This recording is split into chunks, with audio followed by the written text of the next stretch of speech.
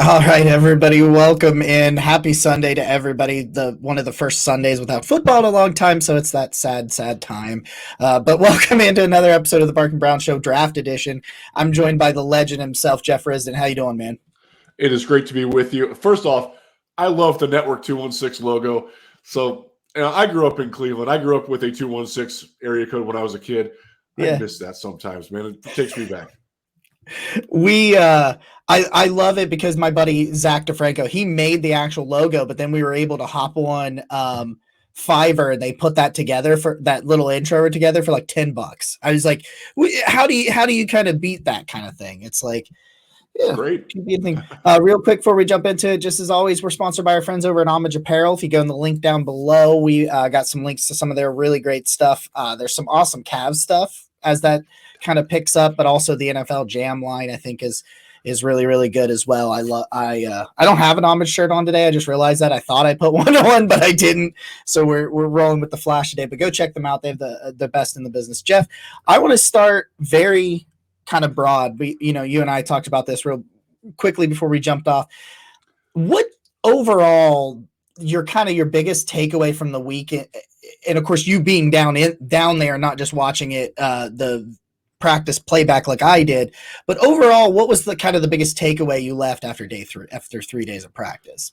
I think there wasn't a lot of like high top end talent. I think there maybe was one or two first round players that were in Mobile, but man, the second, third, and fourth rounds are going to be crowded with dudes that I watched in Mobile. So that day 2, early day 3, there are so many guys that are down there, and it was very concentrated in that because I don't think that there was a lot of like late round guys either. Like there was some, but it was the stratification without something really high at the top, and then sort of like the upper middle was heavy, and then the next tier below that was pretty low. But then like the group that's going to have to play their way onto a roster, 7th round picks, undrafted free agents. I thought there was a lot of those guys that were there that impressed too. So it's a different group than what you normally get. Yeah, and I think something really funny about that. My next question I wanted to ask you is I thought it seemed like a shift, and I wanted to see if you agree with this. But last year I felt like defensive line, in terms of the offensive defensive line play against each other, I thought last year the defensive line shined more so than others. And I know the offensive line had Trevor Penning was there, and there was some really good players that were there. I feel like this year the offensive line, I think, outplayed the defensive line. Do you think that was true? Oh, absolutely. Especially on the team, and I can't keep track of which team practiced when. The team that practiced second, the offensive line was really good. In fact, I made the comment to a person who covers the Lions. I'm like, that offensive line right there is better than what the Bengals have right now. Like you could put that in Cincinnati, and that's a better starting line than what they've got. There's a lot of offensive line talent down there. If you need a tackle, they had day 2 tackles, day 3 tackles. You need a guard. You need a center. The best center in this draft was down there, John Paul Schmitz. I think he was probably the best. I think he will be the first player taken, if I preempt that question. I think he's going to be the first player taken out of that was down there at Mobile. Yeah, the offensive line was really strong on both squads, but especially the team that practiced second. I did the same thing. I have no idea who was first and who was second. Somebody told me, and I'm like, yeah, I have no idea. It's the team that lost the game was the team that practiced first. I know that. I can't keep track.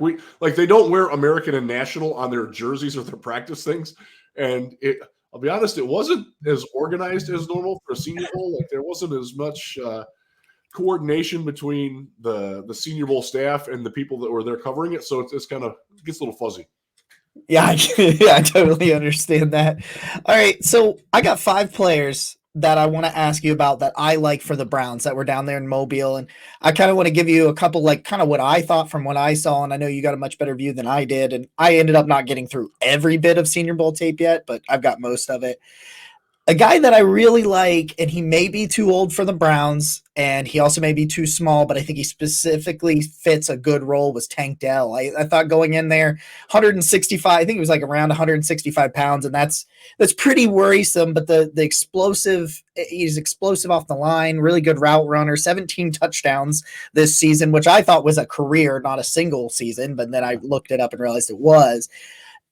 How do you feel about Tank Dell? Do you think he could be the exception to the small town, the smaller wide receiver role, or do you think he's just the same as the other ones? He's small. Even for small guys, he's small. Like he's bigger than the dude from Louisville a couple of years ago. But man, like Oh. there's just not a lot of catch radius there. Like you've got to be pinpoint accurate to hit that guy.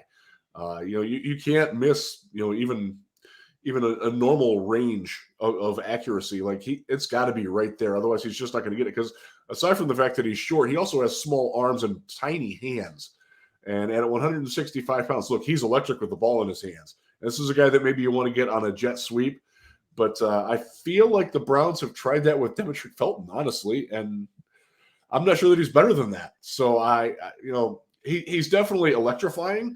And he had good communication with his college quarterback. Clayton Tune was there from Houston as well. But I'm not feeling it. I think he's going to wind up going undrafted just because he's so small.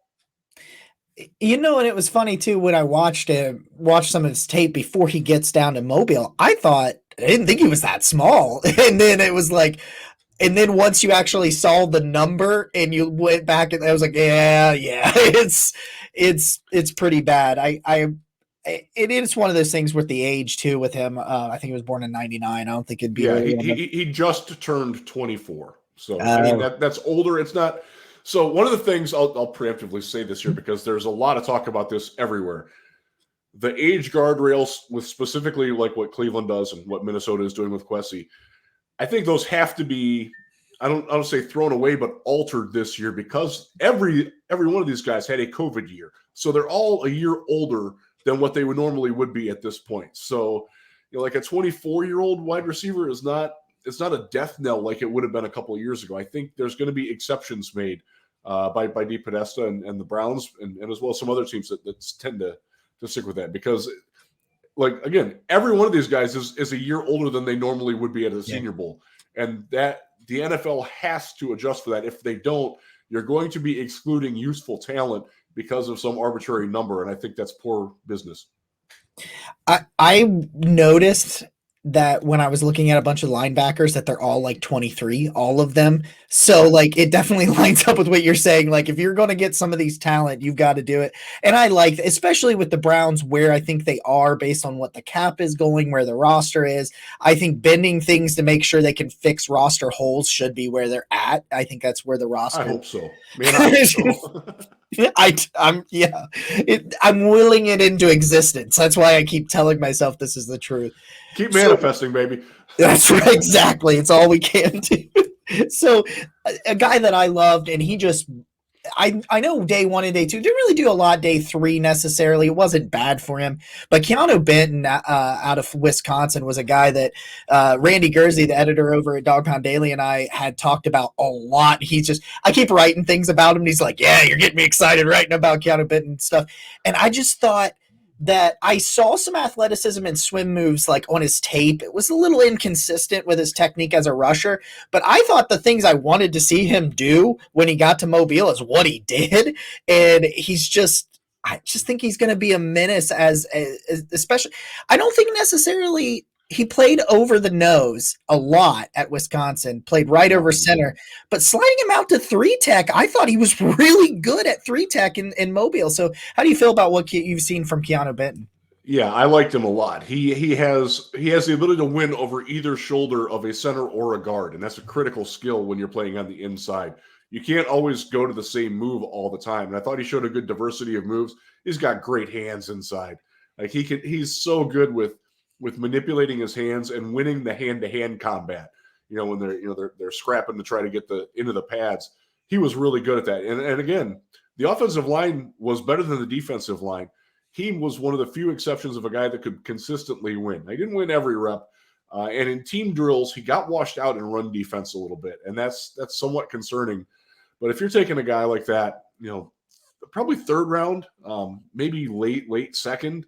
Like that's a guy that can come in and do things for you in the passing game, where he's going to help you, collapse the pocket from the inside. He's able to work in tandem.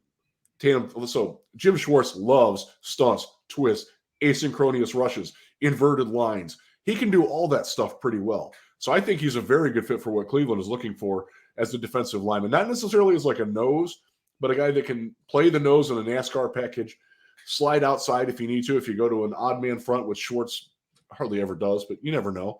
He can play that 5 technique as well. He's got enough functional quickness and lateral agility to make that happen. So it's definitely everything. I liked everything you said in terms of what the Browns need. Like you're like, okay, we can check this box and check this box. And it's like, I thought too that he just had some deceptive athleticism that I wasn't even really sure was there. Like just like you said, shooting the gaps and stuff in a couple of snaps where I thought, I was like, wait, that was Keanu Benton. That was the bigger guy that was, gap penetrated. I really like it. I really think he's a pretty good player. So the guy that I think impressed me the most, the guy that I wanted to see what he would do here, because I thought this guy was a very stiff athlete on tape when I was watching him at Northwestern, and I'm going to give it one try. It's the only time I'm going to say it in this episode. Adebawore, that's what I'm going with the last name there, from Northwestern. I know you guys had a code for him down there in Mobile this week. I thought his leverage was tremendous. I thought he played under the pad. His hand placement to get under offensive linemen's pads and just play with leverage and brute strength was just tremendous. And that was something I wanted to see him do a little bit more with some of the leverage things, because I just think he's kind of a stiff athlete on tape, but he definitely feels like a guy that someone like Jim Schwartz would go, oh, okay, I can utilize this. So how do you feel about his week down there? Yeah, so he was 96 from Northwestern. We just did that as shorthand. I believe it's Adebawore, but I'm not 100% positive on that.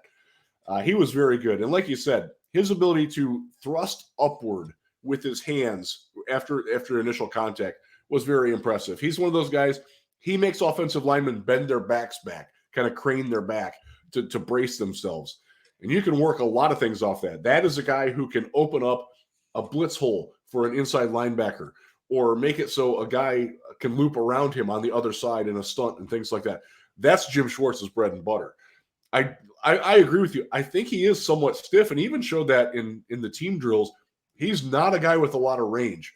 But if you're looking for a guy that can, win the phone booth that he's in and possibly win it against two guys, he's a very, very solid option. And again, very bright guy too. We got a chance to stand in front of him when he was giving an interview. Didn't give it with us, but was talking to, I forget who it was. Not important anyways, but very, very, very smart, bright, with it guy. He gets it, if you know what I mean. That was refreshing to see. Honestly, most guys got it. There was one guy there who didn't, but I'll save that for another time. Well, now I'm intrigued. So I got two more names I wanted to ask you about that I thought had some good weeks and whatnot. And then I'll get a couple of generalized questions for you there at the end. I love JL Skinner, the safety from Boise, going into this week. This dude, I always get a draft crush each year. Last year it was Alex Wright, so I finally got one of my draft crushes in Cleveland, and I have a jersey. I have his jersey. I'm trying to get it signed. Wow! So let's see if I can. That's how dedicated I was, man. I was like, I absolutely love this guy. As soon as he said his number, I got to interview him actually on a podcast during Brown's rookie camp. During rookie camp, he actually came on. We talked to him for a few seconds, and I asked him who his favorite superhero was, and he said Tobey Maguire's Spider-Man. So that was great. Just random facts.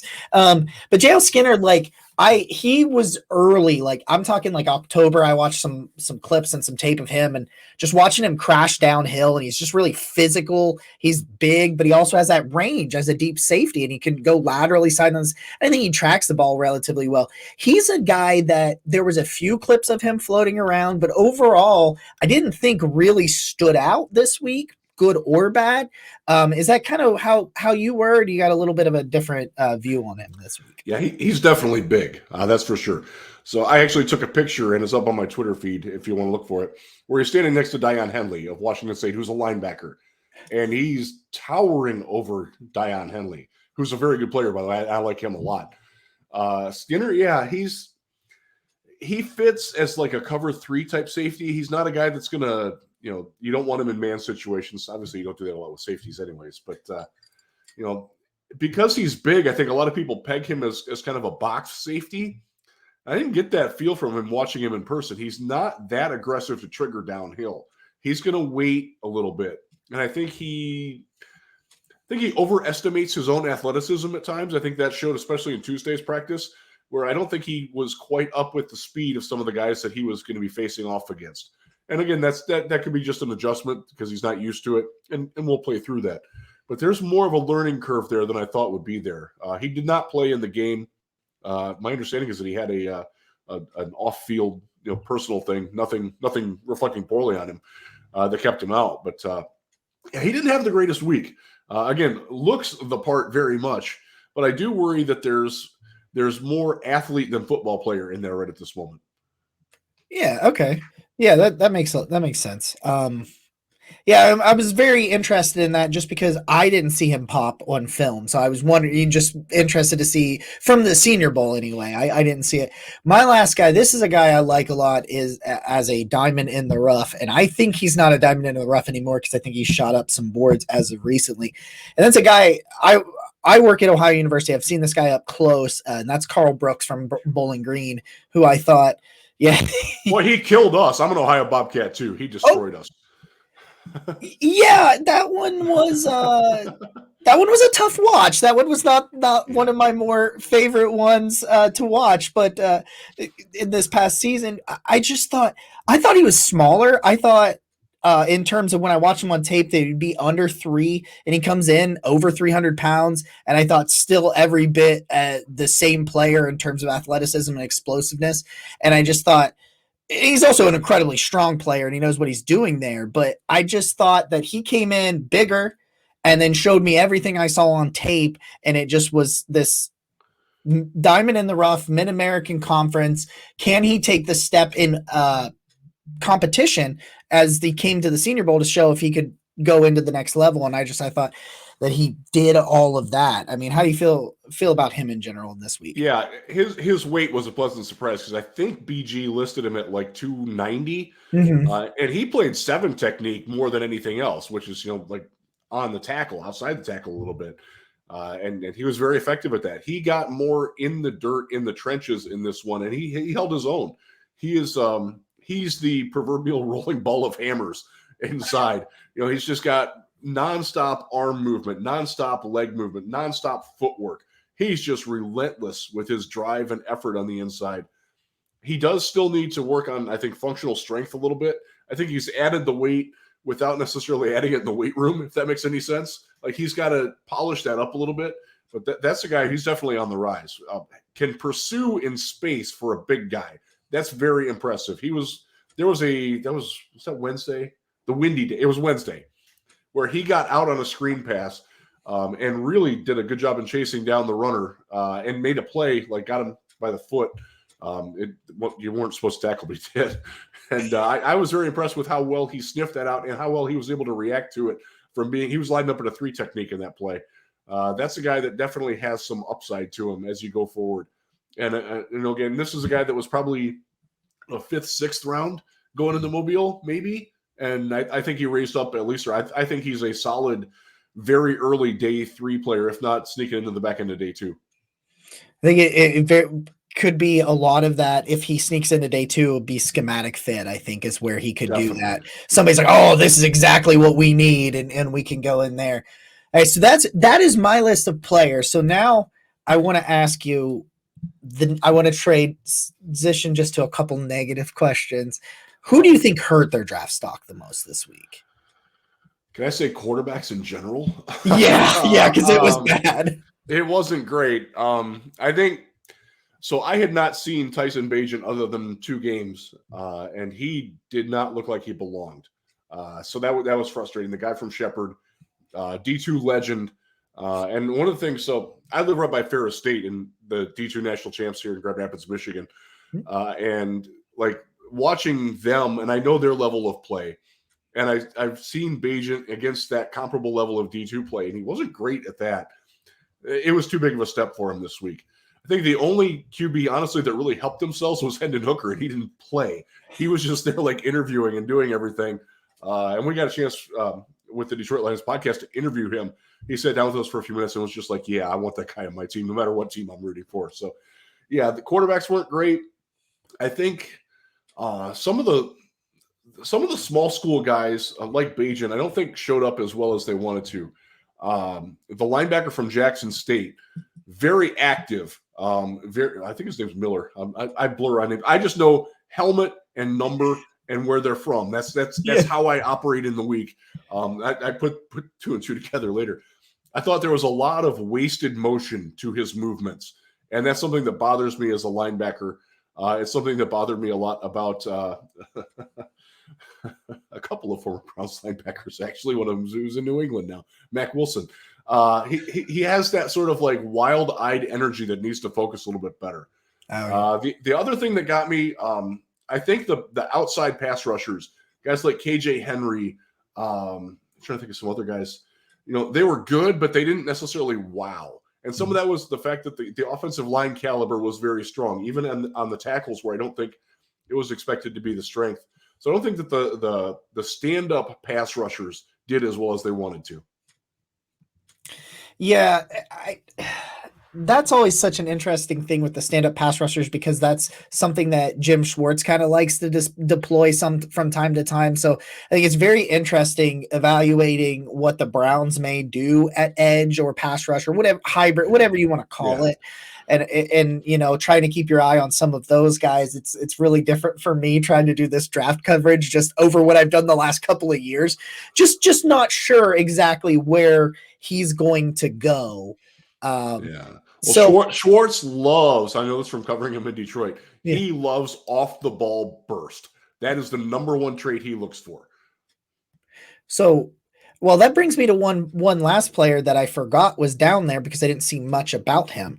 Do you think Derek Hall from Auburn can fill that kind of role for him? Possibly. He's a little narrow. Like he plays very narrow. He's not a guy that's going to have a lot of range. He's a guy. Also, if he doesn't win with his first move, he's toast. Yes. So he's got to work on some hands. He's not the Bluetooth hands-free player that some guys have been, but he's close to it. So he's got to work on using his hands better, using his vision better, and getting off of the block. Because if he wins at first, he's very good, and he can really like turn the corner and close on the quarterback. He's just got to get to be able to do that more consistently. Yeah, I'm getting ready actually later today to finish up a film room on Derek Hall, just because I think his explosive first step off the line of scrimmage is just he's got that, no doubt about it. Yeah, and I get really frustrated watching his film where he just lets linemen into his body, and I'm like, he's got enough strength and long enough arms to get them out of there, and he just, like you said, the Bluetooth. Yeah, I've never heard that terminology necessarily, but I think that's perfect because that's what he does. He tries to just zip by you around the corner, and if he can't, that's it. That's it with him. Older Browns fans might remember Cam Wembley was that exact kind of player. Cam Wembley I'll never forget that, because when that draft happened, I remember thinking that he was going to be awesome and D'Qwell Jackson was a waste of a pick, and it just went in the complete opposite 180 between those two. And I was younger back then, but like that was just a really bad take from me. And I'm glad we've all got them, man. They back up. The longer you do this, the more you've got. Paxton Lynch is my all-time right now. Hey, he was my quarterback one in that draft. I loved that guy. Okay, all right. There we go. Whew. He's trying to catch on in the USFL now, and I'm not sure that he will. Big miss. Oh well. It's one of those things where, like, it reminds me of Chad Thomas as well, where you have a player that gets drafted in a place he probably shouldn't have been drafted. Once we see him play out, and like Chad Thomas never even caught on. Like, he gets cut as a third-round pick, and nobody ever even puts him on his practice squad. He just disappears into the ethos, and you're like, Whoa! I'll give you a very quick Chad Thomas story. He was at the Shrine Bowl back when it was still in St. Pete, and anytime he got to talk to reporters, he did not bring up football at all. He only talked about his music, and that was like massive red flag for all of us that were there. Like, okay, this guy really doesn't like playing football, and it kind of showed. Like he would sit on the bench by himself, doing his little head down, bopping back and forth, singing to himself, rapping to himself, whatever he was doing. I won't bring up who I was standing with, but he's like, that guy has no clue about playing football, does he? And I'm like, doesn't look like it. And it turned out to be true. Yeah, that was a swing and a miss by the Browns. After he was one of those guys going into that week. This was what, 2017, maybe 2017, 2018, yeah. And I had him as like a top 50, like on the border of that range player. Yeah. And after watching him in person, I'm like 200, like 225. That's where he belongs. And I got that one right. Thankfully. That's why it's important to go to these games, though, and see some of those things. I'll do another real quick diversion. I was very down on Christian Hackenberg, much more than most other people were, because I saw him play live. I saw him at Michigan, and I saw him. He had a bad series. He went over to the bench, wouldn't talk to his coaches, wouldn't talk to his teammates, just sat there and, like, pounded his helmet on his leg. Nobody came up to, like, try to console him or anything. Like, this guy's teammates hate him. Like, it was obvious. And that's not a good status for a quarterback. So I got that one right too. I love that, because that's exactly like you said. You don't know those sort of things. Like, you don't necessarily. We get some clips of people on the benches during games and stuff, but you don't get like the chat. Nobody's putting a camera on Chad Thomas singing to himself very often. Right, so exactly. From the outside looking in, you're like, I don't know what's going on there. Jeff, dude, you're a legend. I appreciate it. You spending the time with me today. Before I let you go, though, just plug everything you got going on.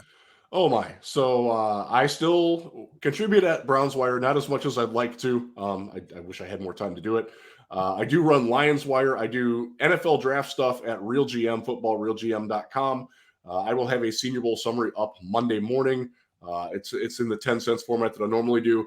It's about 7/10 done, so we're getting there. I also do the Detroit Lions podcast, which we talk a lot of Lions stuff, but we actually talk a lot of like general NFL and draft stuff specifically that can go broader beyond the 313.